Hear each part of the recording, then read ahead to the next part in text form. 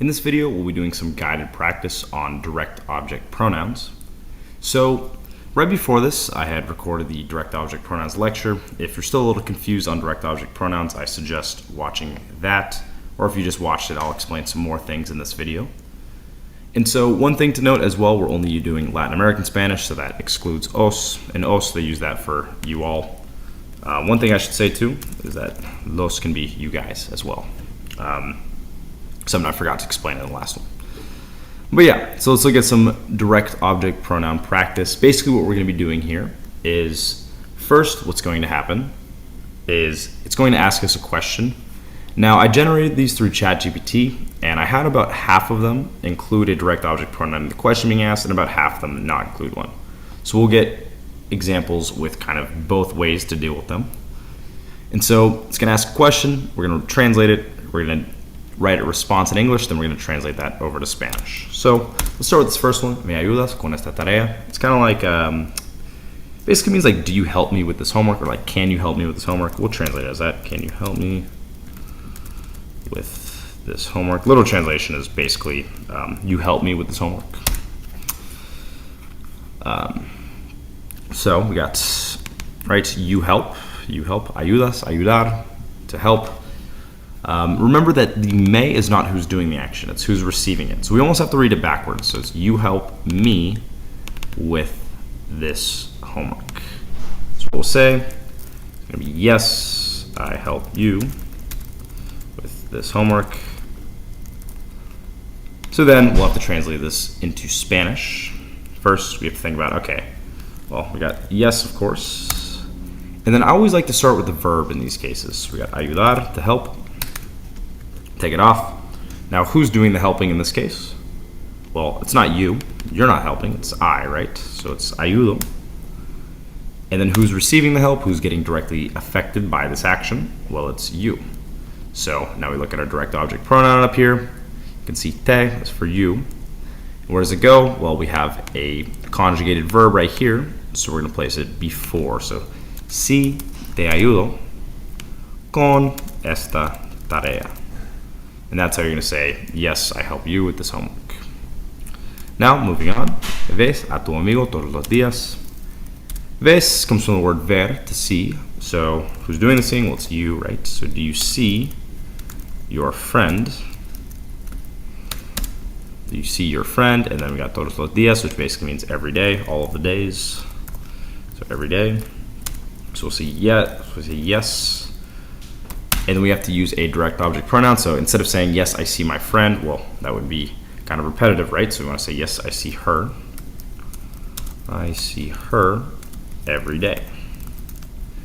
So now to translate that, I'm going to say see, so yes.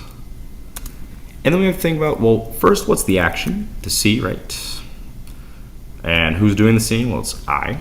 So we would expect it to be vo, but it's actually veo. It's irregular. So veo, I see. And then we have her. How do you say her according to the direct object pronouns? Well, her is going to be la. So si la veo, it's going to go in front.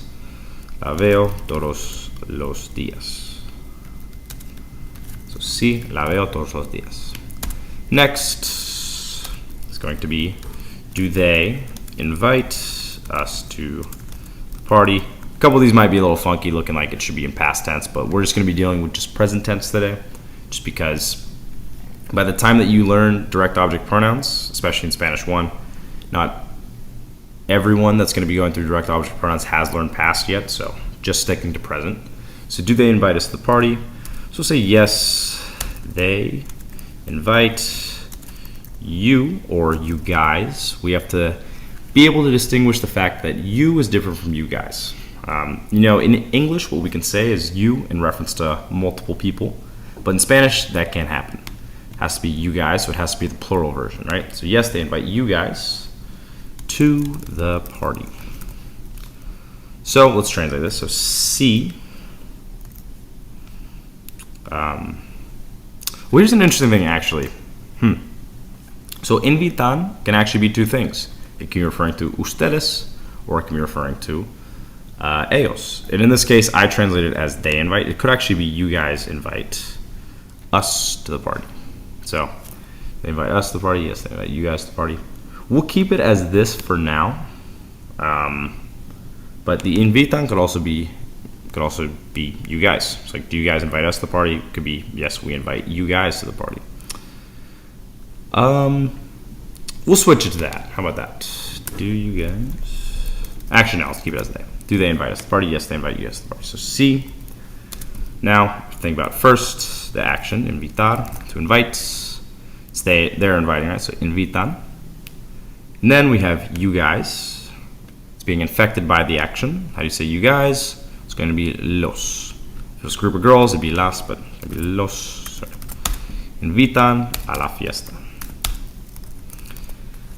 Now, as I said, there's kind of two answers for this one. It really depends on how invitan is being conjugated. This is why I like to, for the third person forms, like the ele usted and the ellos ustedes form, I like to typically keep in those pronouns because it kind of clarifies who's exactly doing the action. We don't know if this is referring to ellos, and we don't know, or it could be referring to ustedes.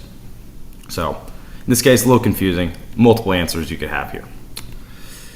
Next one, compras el pan aquí siempre. Do you buy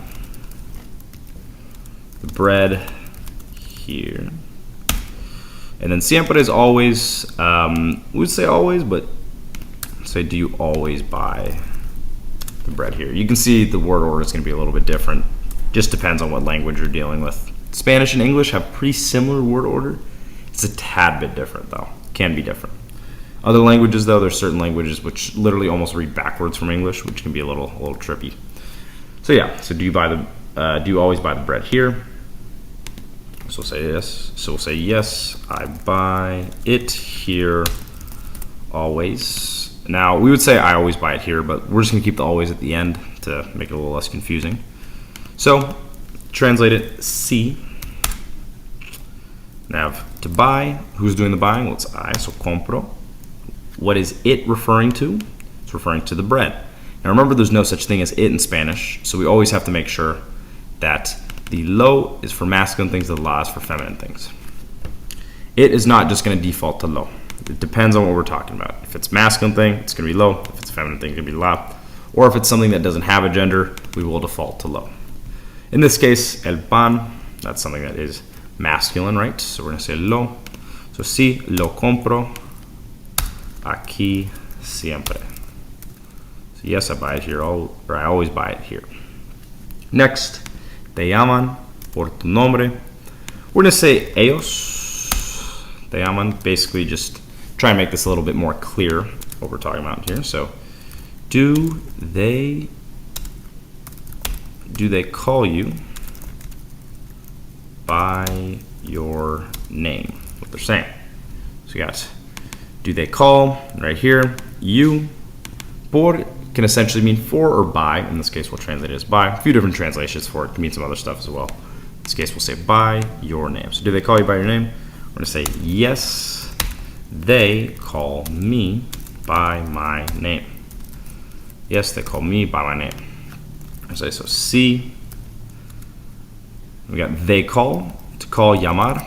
You may have heard me llamo before. That means I call myself. So if we're trying to say they call me, we're going to say llaman, they call, and then put the me in front. So see, me llaman, you can see, instead of me calling myself now, or my name being me llamo, that means I call myself. It's me llaman, they call me. Por, by, and then now it's my name, so we have to say mi nombre. Sí, me llaman por mi nombre. Next one, lees este libro cada noche. Do you read? Do you read this book every night? Cada means each or every. So we'll say yes, I read it every night. Yes, I read it every night. We'll say so. C. We'll go a little bit faster on this one. We got I read. We got leo. We got it, lo. So sí, lo leo cada noche. Pretty simple one right there. Next one, me entiendes bien. Kind of like, do you understand me well?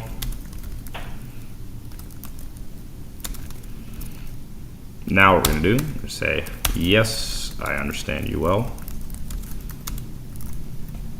So we're going to say, sí. Now what we're going to start doing is now that we've got enough practice, we'll start with the direct object pronoun. You may have noticed that I'm usually starting with the verb and then conjugating it and then putting in the direct object pronoun. So now that may have a little bit more of an understanding of how it works, we're going to say, for I understand you, we can start with the you because that's direct object pronoun who's being directly affected. So te entiendo bien. Sí, te entiendo bien. Next one. Llevas la mochila contigo. Do you bring the backpack with you?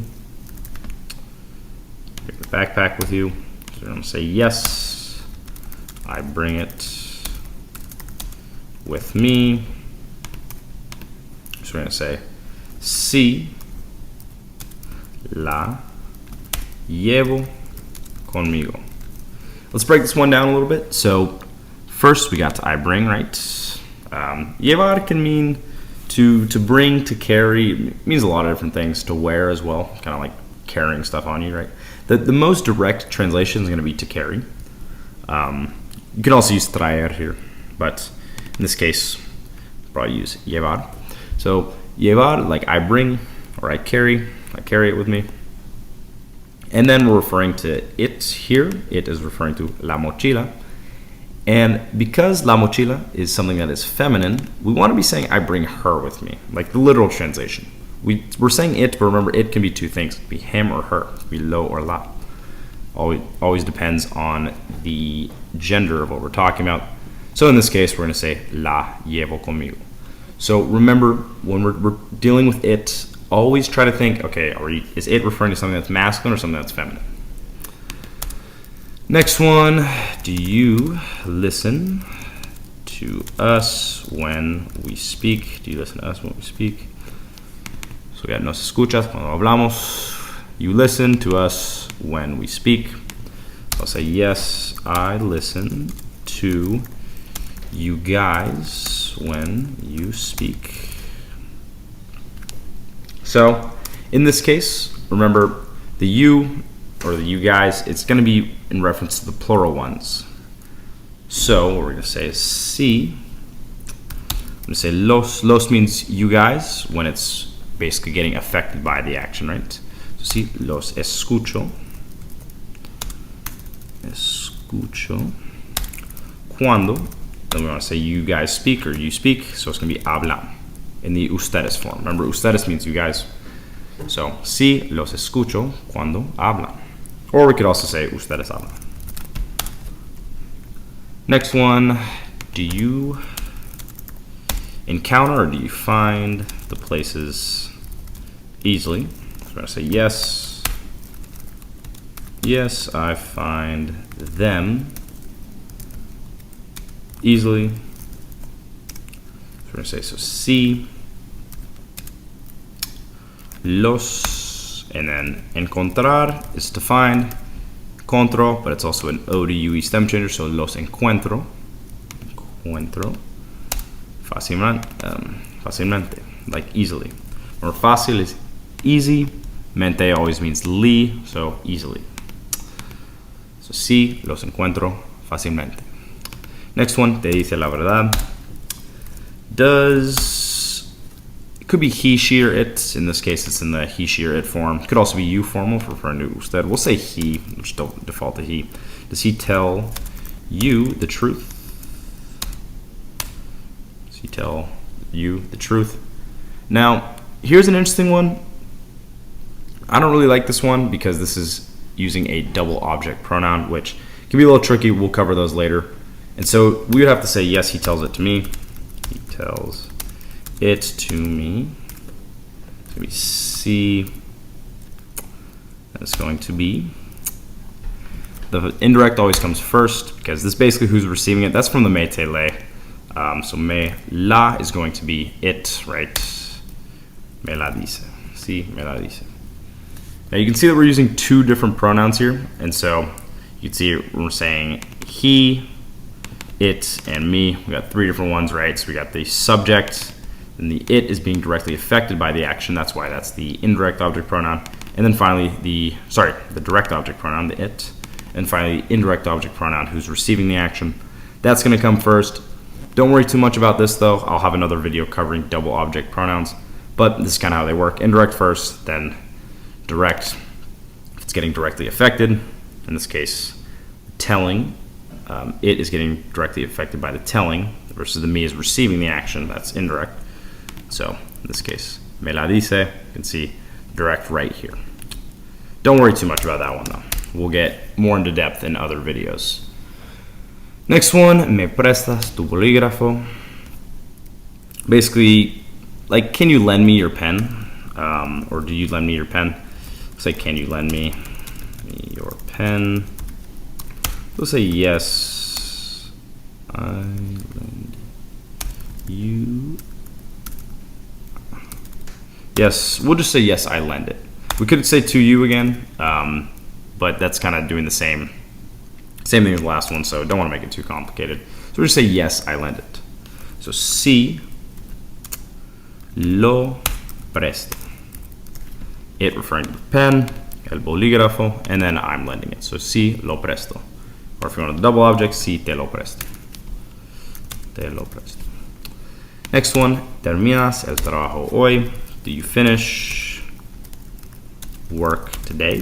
Do you finish work today? Say yes, I finish it today. So sí lo termino hoy. So we got yes, I finish today. Or as we would say in English, I finish it today. Next one, do you see us in the streets? Or in the street? Say yes, I see you guys in the street. Now we could say I see you in the street, referring to plural version, but remember it's always going to have to be the plural form because we're talking about multiple people. So it could not be te here because that's only referring to one person. For saying you guys, it's going to have to be los or las, depending on whether we're talking about you guys in reference to just girls, which would be las, or a mixed group and guys would be los. In this case, so sí, say that we'll infer it's a mixed group or just guys. We'll say los veo en la calle. So sí, los veo en la calle. Basically, I see you guys in the streets. And finally, conoces a María personalmente. Do you know Maria personally? Do you know Maria personally? Finally, what we're going to say, so we're going to say yes, I know her personally. We're going to say sí, la conozco personalmente. So you can see we got I know her personally. So overall, that's the direct object pronoun guided practice. Sorry for there being a couple of double object pronouns in here, but we will cover those a little bit later. Usually when we're just using direct object pronouns though, as long as you have a lot of practice with it and as long as you understand exactly what's going on with these, it shouldn't be too difficult. You just have to realize you have to get very used to the fact that the order is going to be different. And you also have to get used to the fact that the verb is always getting conjugated to who's doing the action. That's the biggest mistake I see, is that people conjugate the verb to who's directly getting affected by the action. That's not what's going on. That's the direct object pronoun. So if you can just kind of make sure that you're not making those two mistakes of messing up the order and also messing up who's conjugating the verb, who's doing the action, then you should be all good with these direct object pronouns. So that was the video. Thanks for watching. See you guys in the next one.